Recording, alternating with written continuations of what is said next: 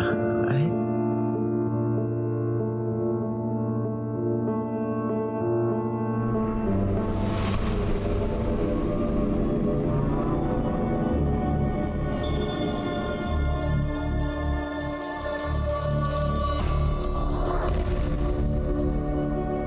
चाची, ये किधर पड़ेगा? बेटा, ये आगे जाके दूसरी गली और तीसरा मकान।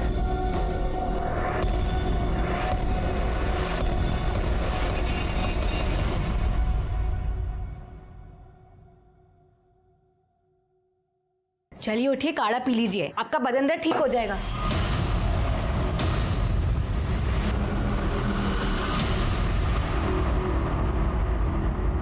लो भाई, सामान ले आए। खड़ा धनिया नहीं मिला।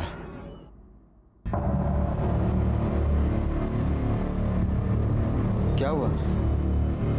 हम जब से बाहर से आए हैं तब से देख रहे बहू अंदर बैठी रो रही है। अरे हम तो पूछ पूछ के थक गए, कुछ बताती नहीं। तुम ही जाकर देखो क्या हुआ है। पकड़ो, हम देखते हैं। अरे क्या हुआ? काहे रो रही हो? अब देखो, ये मत कहना कि घर की याद आ रही है। तुमको पता था ना कि ये सब आसान नहीं होने वाला है। हमें पता था, पर हमें ये नहीं पता था कि तुम्हारा भाई हम पे जबरदस्ती करेगा। ऐसे कहाँ शर्मा रही हो? कभी देखी नहीं होगा। भैया छोड़िए हमें।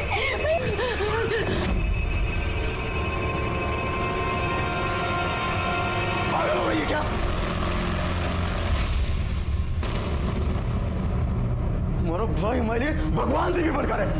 उसके ऊपर इल्जाम लगा रही है तू। हम इल्जाम नहीं लगा रहे, हम सच बोल रहे हैं। झूठ बोल रही है। हम तो बीमार में बाहर सो रहे थे। अच्छा, हम झूठ बोल रहे हैं? जब गंदा काम करने में शर्म नहीं आई तब मारने में काहे आ रही है?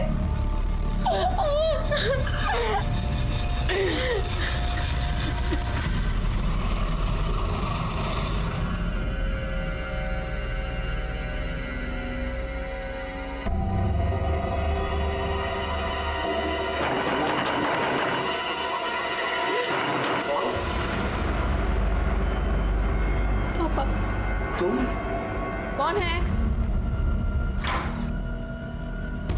क्या लेने आई हो अब यहाँ? पापा, हमें अंदर आने दीजिए पापा। देखिए उसे अंदर आने दीजिए। हम आपके हाथ जोड़ते हैं। अब और कितना तमाशा करेंगे आप? बेटी है हमारी, हमने कहा ना, उसे अंदर आने दीजिए।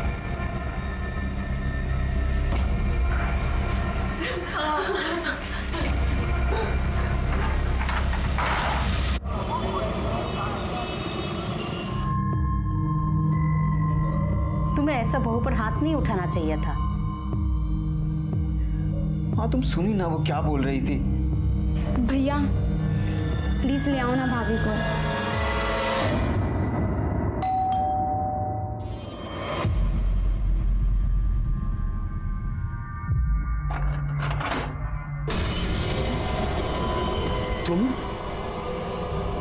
तुम यहाँ क्या करने आए हो? चले जाओ यहाँ से, नहीं तो यही जिंदा जमीन में गाड़ देंगे। निकलो, निकलो यहाँ से। अरे ये क्या कर रहे हैं? भगवान के लिए बस कीजिए। ये दामाद जी है हमारे, जो हुआ सो भूल जाइए। हमारी बेटी की जिंदगी बर्बाद मत कीजिए। हम रुक्मणी को लेने आए। रुक्मणी को लेने आए? दोबारा ये देखिए, एक बार मेरी बात मान लीजिए। रुक्मणी के लिए, मेरे लिए।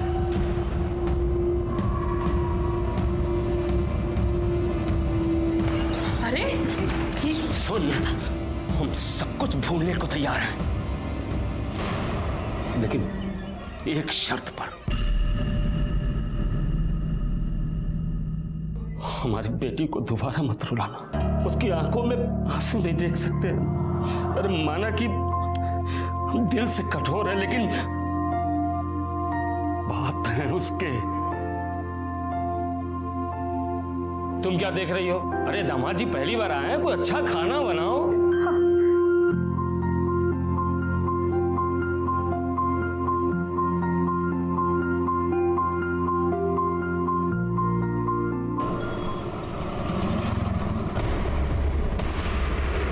अरे आग लग गई, आग लग गई, आग लग गई।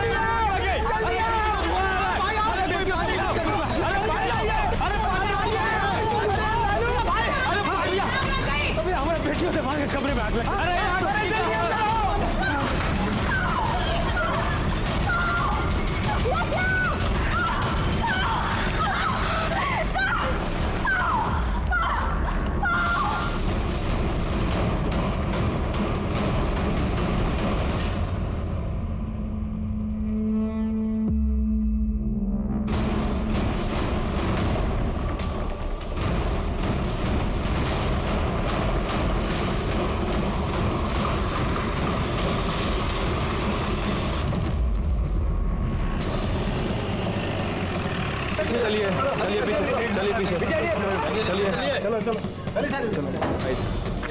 सर 2 लोगों की बॉडी थी, मनोज और रुक्मणी। काफ़ी बुरी तरह से जल गए थे। मनोज की तो मौका वारदात पर ही मौत हो गई। रुक्मणी को हॉस्पिटल भेज दिया गया है। ये रही सर मनोज की बॉडी।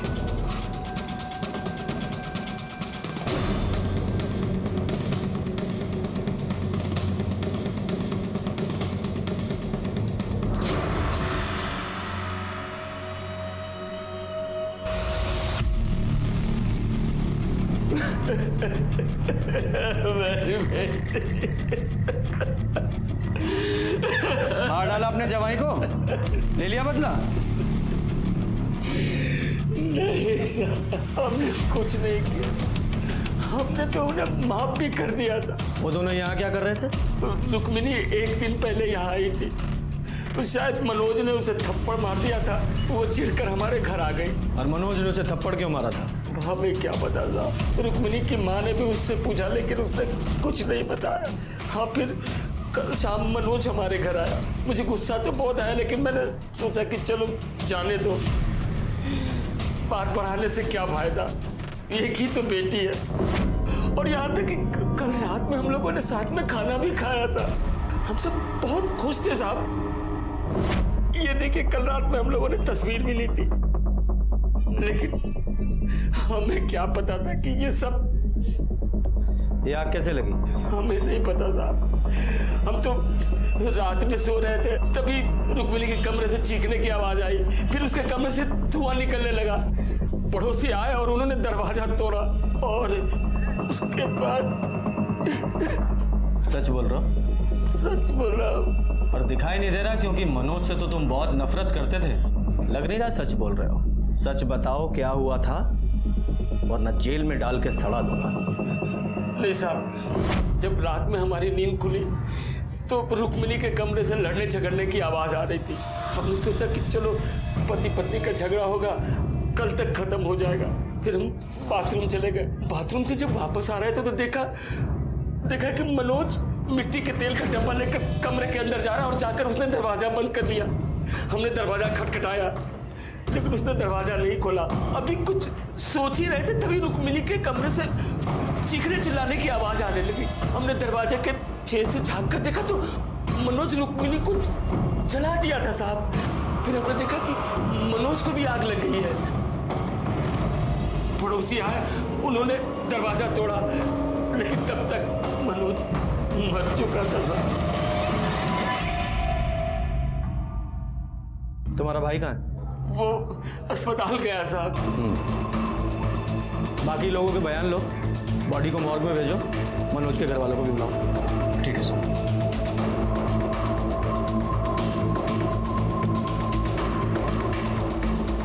साहब, 1 मिनट बात करनी है आपसे। बोलिए। हमारा नाम सूरज है। हाँ। और ये हमारा बेटा गोपाल। हम बसेसर के बगल वाले घर में ही रहते हैं। इधर? हाँ। हमारा बेटा गोपाल आपको कुछ बताना चाहता है। हाँ बेटा, बताओ। सर, हमारी खिड़की से रुक्मणी दीदी का रूम दिखता है। कल रात देर तक हम जाग रहे थे, हमारी टेस्ट थी इसलिए हम पढ़ रहे थे, तो हमने सुना तो रुक्मणी दीदी किसी के साथ झगड़ रही थी। हमने देखा भी तो वो कोई आदमी था, उसने डब्बे से उनके ऊपर। तो सर, इन लोगों के हिसाब से पति और पत्नी के बीच में झगड़ा हुआ।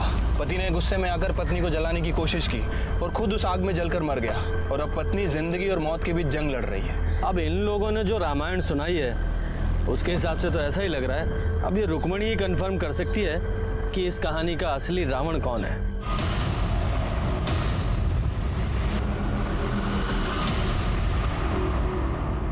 सर, रुक्मणी कुछ भी बता नहीं सकती।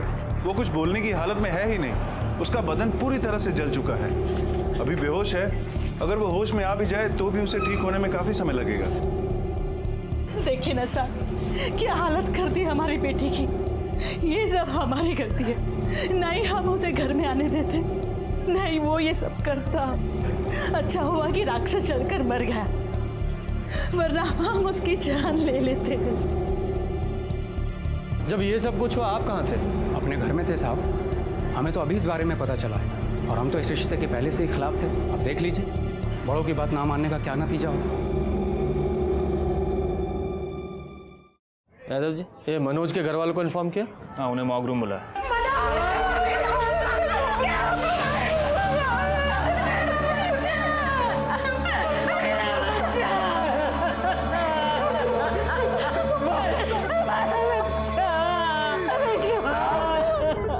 उस प्रोफेसर ने हमारे भाई को मारा साहब, छोड़िएगा मत साहब उसको। आप शांत हो जाइए।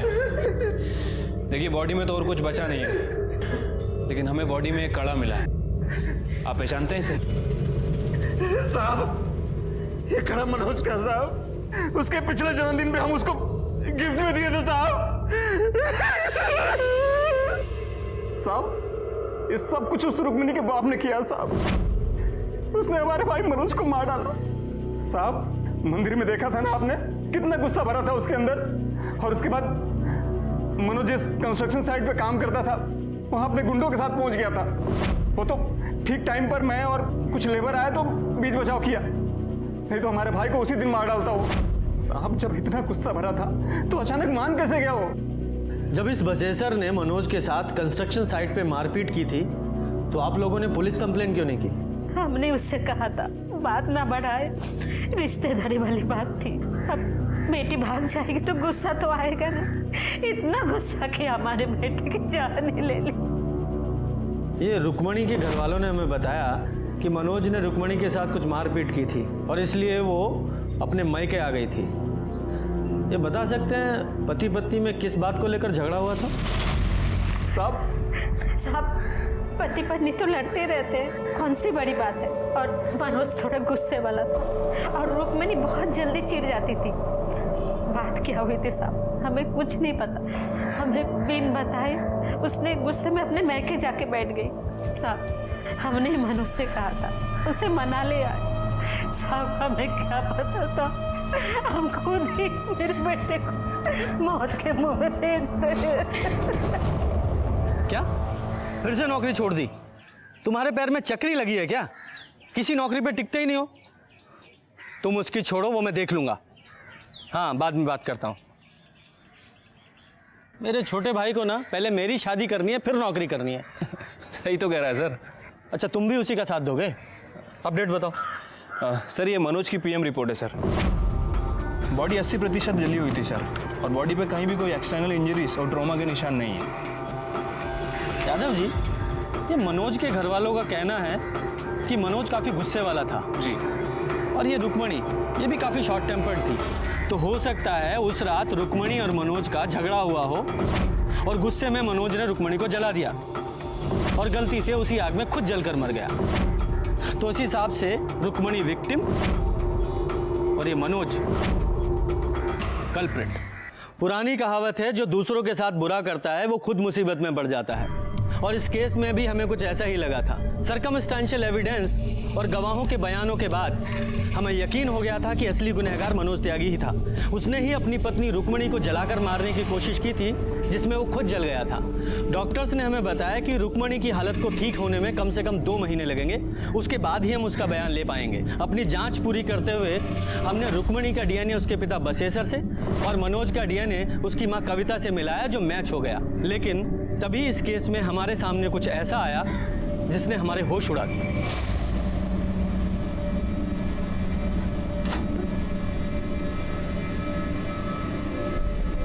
सरोज, जल्दी नीचे आ सरोज। अरे कहाँ रह गई थी सरोज? जी अम्मा जी, वो हम छत पर ना कपड़े सुखा रहे थे। अच्छा सुन, बाहर बिरजू आया है, उसका हिसाब देख ले जरा, ठीक है? अच्छा सुन, 1 मिनट रुक। मुझे लगता है थोड़ा हिसाब उसका और बनेगा, तो तू एक काम कर, तू ये सारे पैसे ले जा, ठीक से हिसाब कर और बचे हुए पैसे लेके आ। चल जा। काय टुकुर टुकुर देख रही है? बाहर जा, जा अपना काम कर। अम्मा जी, हम कह रहे हैं लड़की कुछ ठीक नहीं लगती हमको। अरे बेफालतू का ना सब पे शक करता रहता है, अच्छी लड़की है। बताइए। 12 बोरी आलू की लेकर के आया हूँ और अपना 1 बोरी अदरक। 1 सेकंड, 1 मिनट।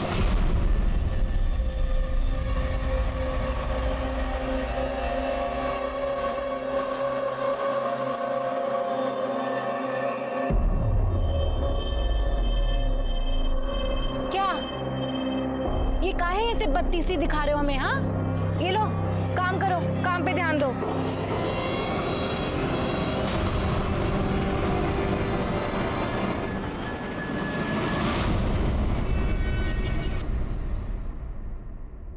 सर, बिहार के बलुआ गांव में एक जवान लड़के ने एक लड़की के साथ मिलकर वहां रहने वाली विधवा के घर लूटपाट की और उसके बाद उसकी हत्या कर दी। सर, उसका नाम दुर्गा देवी था, 65 साल की थी और काफ़ी अमीर थी। बाकी की फैमिली दिल्ली में रहती है। और सर, ये दोनों कल्पिट बिरजू और सरोज उसी के घर काम करते थे। सर, बिहार पुलिस ने बताया कि वो दोनों कल्पिट मुगल सराय की तरफ आए हैं। सारी डिटेल सर्कुलेट करवा दीजिए। हाँ सर, लेकिन एक बार फोटो तो देख लीजिए। ऐसा क्या है फोटो में?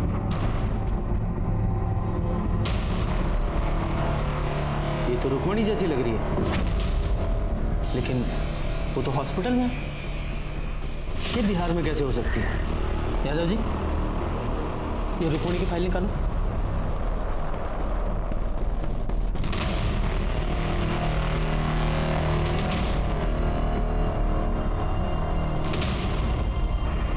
देखिए सर, दोनों के हाथों पर बिल्कुल सेम जगह ही टैटू है। हाँ, लेकिन इस फोटो में टैटू थोड़ा क्लियर नहीं है, लेकिन है एक ही जगह पर। Good job Yadav ji. अब इस रुक्मणी से मिलने का वक्त आ गया है। चलो।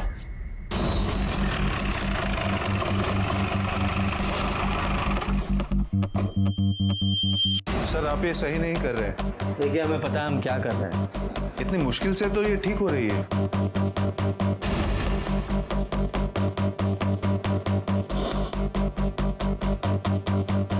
देखिए, मैंने पहले ही कहा था, अगर यहाँ पे कोई टैटू होता तो बुरी तरह से जल चुका होगा। डॉक्टर साहब, क्या कोई और तरीका नहीं है जिससे ये पता लग जाए कि पहले यहाँ टैटू था या नहीं?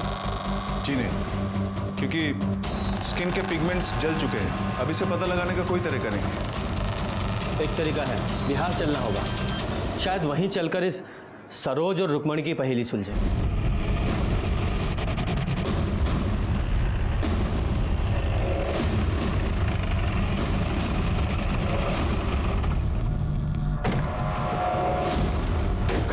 यही घर है सर,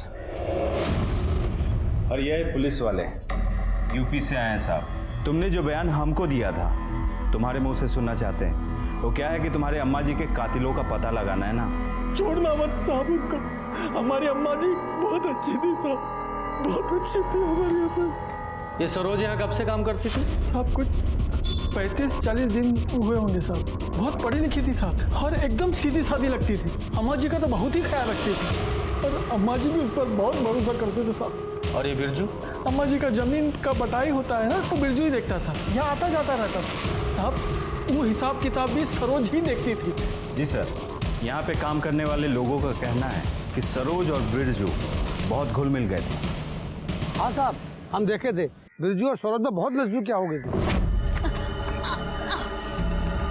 अगर तुम्हें हमारी जरूरत है तो सीधे सीधे कह क्यों नहीं देते? साहब, वो जो सरोज थी ना, वो हमेशा डरी डरी रहती थी। डरी डरी मतलब? डरने की वजह तो पता नहीं, लेकिन हमेशा उसके दिमाग में कुछ ना कुछ तो चलता रहता था साहब। ये सरोज कहाँ की रहने वाली थी? पता नहीं साहब। पता नहीं?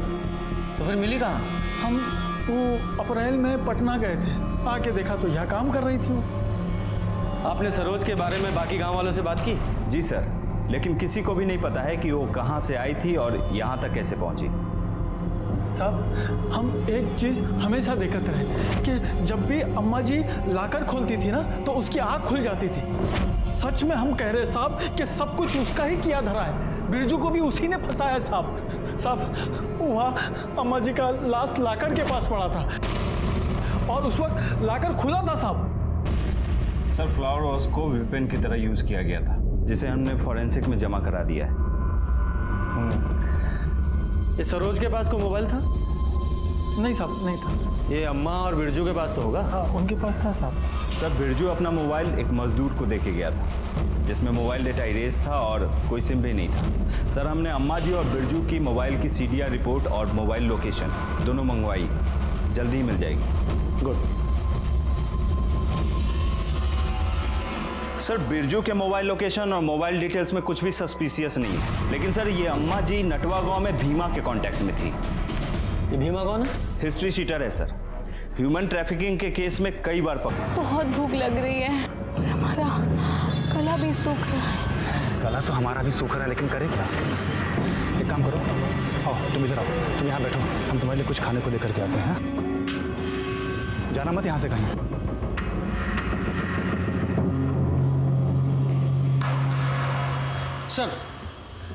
सर बसेसर के बारे में एक इन्फॉर्मेशन मिली है। क्या? बसेसर की पहले भी एक शादी हुई थी किसी दुलारी नाम की औरत के साथ। उससे एक बेटी भी है, महुआ रुक्मिणी से 2 साल बड़ी है। ये महुआ की कोई फोटो मिली? नहीं सर। ये दुलारी और महुआ कहाँ है अभी? सर दुलारी अभी भी अपने गांव अजवारी में है और बसेसर भी वहीं का रहने वाला है। जब हमने दुलारी से महुआ के बारे में पूछा तो उसने कहा कि वो अपने किसी रिश्तेदार के यहाँ कानपुर गई है, वहीं कहीं मेट का काम करने। लेकिन जब हमने कानपुर में पता किया सर, तो पता चला कि महुआ कानपुर पहुंची ही नहीं। कब की बात है? सर अप्रैल के पहले हफ्ते की। मतलब 11 अप्रैल से पहले भी बहुत सी चीजें हुई थी। आप काहे नहीं खा रहे? अरे तुम खाओ, हम उधर ही कुछ खा लिए थे, पेट भरा है हमारा। बस कितने बजे का है? शाम को 8 बजे का है। तुम खा के थोड़ा सा रेस्ट कर लो, हम तुमको जगा देंगे। कैसा गंदा मजाक कर रहे हैं आप साहब? एक तो हमारी बिटिया अस्पताल में पड़ी है वैसी हालत में, और आप कह रहे हैं हम अपनी बेटी को बेच दिए बिहार में। पूत को तो कपूत बनते सुना है, लेकिन बाप को पशु बनते पहली बार देखा है।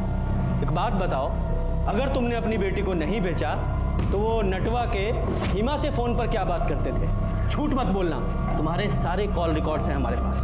मना क्यों करेंगे? उससे हमारी बात होती थी, हमारे बचपन का दोस्त है, तो कभी कभार फोन पे बात हो जाया करती है। लेकिन इसका मतलब ये थोड़ी है कि उसे हम लड़की बेचे, मतलब अपनी बेटी को। तो फिर ये भीमा ऐसा क्यों बोल रहा था? कहा है कि उसका दिमाग खराब हो गया, साथ में आप लोगों का। क्या बकवास कर रहा तू? अरे आप ही लोग ना वो टेस्ट करवाए थे और बोले कि जो बेड में लड़की है वो हमारी बेटी है।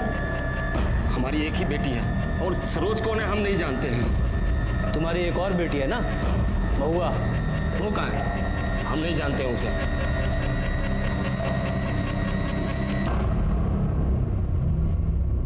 ठीक है, जाओ।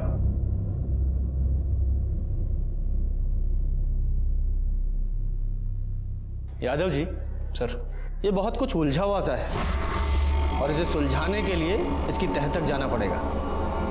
एक काम करो, सबके फ़ोन सर्विलेंस पे डालो, इस मनोज की फैमिली के भी। ठीक है सर।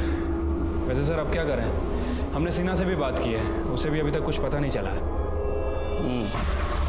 महुआ, सरोज, रुक्मणी सब बहुत उलझा हुआ है। अगर ये माने कि ये सरोज ही रुक्मणी है, तो फिर ये हॉस्पिटल में जो लड़की है वो कौन है? महुआ? सर रुक्मणी की तबीयत पहले से बेटर है, बीच बीच में होश भी आ रहा है उसे, मगर उसके वोकल कॉर्ड्स बुरी तरह से झुलस चुके हैं। अगर उसने बोलने की कोशिश की तो काफी नुकसान हो सकता है। मतलब उससे बात ही नहीं कर सकते? जी नहीं। इस लड़की का डीएनए इसकी माँ फुलवा से मैच कराई है। जी। हो सकता है इसी से कहानी में कोई नया मोड़ आए। आज हमारा बेटा 24 का हो जाता, शादी के बाद उसका पहला जन्मदिन। माँ, अब रो मत, आप भी तो हमारी हिम्मत हो।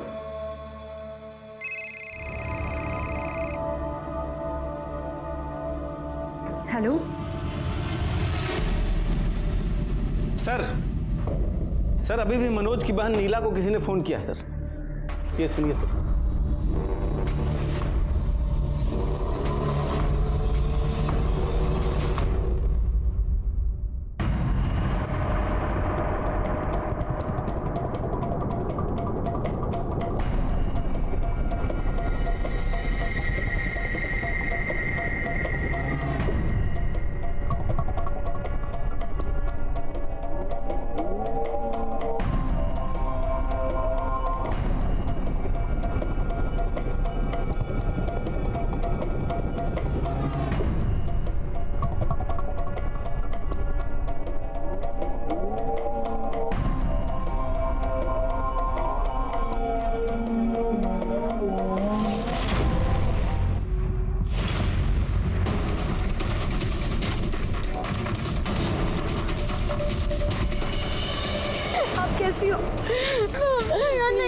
सरोज, ले चलो इसे।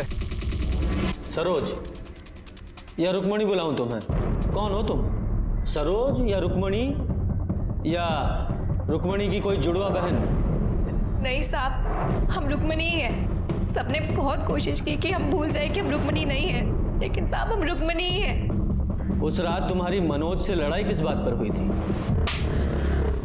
नहीं साहब, हम दोनों की तो कोई लड़ाई नहीं हुई थी। हम दोनों के बीच तो सब कुछ ठीक था। हम दोनों ने खाना खाया, उसके बाद हम सोने चले गए। फिर अचानक से आधी रात में किसी ने हमें कुछ सुंघाया और हम बेहोश हो गए। हमने भागने की कोशिश की, लेकिन कहाँ भाग रही है? कहाँ भाग रही है? नहीं, समझ नहीं आता तुमको? तुम ऐसे नहीं समझ। रुको, समझाते हैं तुम। हमारे साथ रेप किया और 5वें दिन। एक बात सुन लो, हम तुमको ना अम्मा के पास भेज दिए। हाँ, भेज दिए हैं तुमको। अब से तुम्हारा नाम सरोज है। सरोज, रुक्मणी नाम को भूल जाओ। और अगर तुमने भागने का कोशिश किया ना, तो पता क्या होगा? जो पूरा गांव का मर्द लोग है ना, वो तुम्हारे ऊपर छोड़ देंगे। उसके बाद तुमको और तुम्हारे मनोज को, दोनों को गोली मार देंगे। अम्मा जी बहुत अच्छी इंसान थी, वहां में कोई परेशानी नहीं थी। पर साहब, हम वहाँ कैसे रहते? हमें तो अपने पति के पास जाना था। हम मनोज से बहुत प्यार करते थे साहब। हमारे पास कोई फोन भी नहीं था जिससे कि हम मनोज को फोन कर सके। वहाँ हर वक्त हम पर सब लोग नजर रखते थे साहब। ऐसा लगता था जैसे हमें वहाँ कैद करके रखा हो। फिर हमें एक आदमी मिला वहाँ पे, बिट्टू नाम का। वो अम्मा जी की जमीन पे बटैये पे काम करता था। हमने उससे जानबूझकर दोस्ती की। हमने बिट्टू से कहा कि हमें यहाँ से भागना है। उसने कहा उसके लिए हमें पैसे चाहिए होंगे। हम दोनों ने मिलकर एक योजना बनाई कि तिजोरी से सारे पैसे निकालकर हम भाग जाएंगे।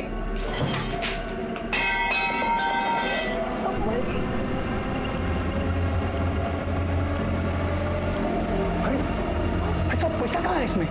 तुमने कहा बहुत सारे पैसे हैं।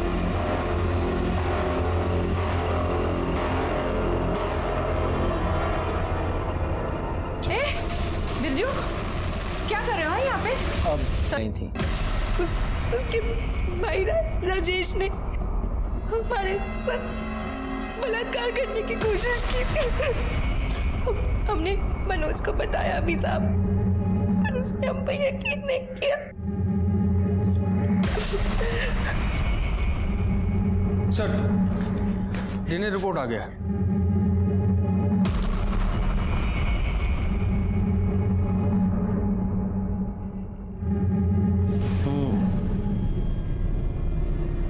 मुझे तो उसी दिन उस बसेसर के पड़ोसी सूरज पर शक हुआ था।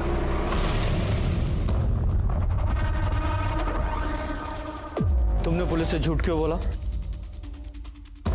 देखिए साहब, आप हमारे बच्चे के साथ ऐसे सवाल जवाब नहीं कर सकते। अच्छा, उस दिन तो तुम ही लाए थे ना इसे बयान दिलवाने के लिए। अब क्या हुआ? बेटा, झूठ बोला था ना उस दिन तुमने। सर, हमें कुछ नहीं पता था, हमने कुछ देखा भी नहीं था। वो तो पापा और बसेतर चाचा ने जो कहने को बोला था, वो अपने आप को कह दिया।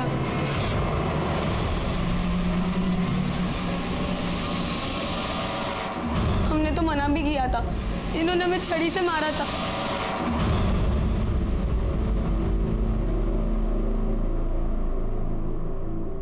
तुम्हारे खिलाफ सारे सबूत हैं हमारे पास। अब फटाफट सारी सच्चाई बताओ।